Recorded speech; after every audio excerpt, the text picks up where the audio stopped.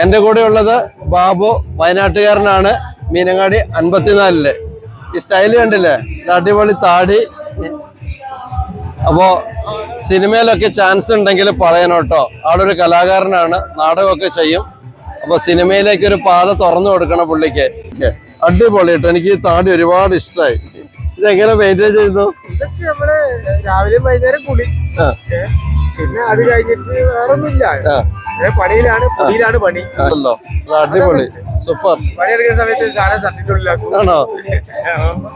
Super, അടിപൊളി, super.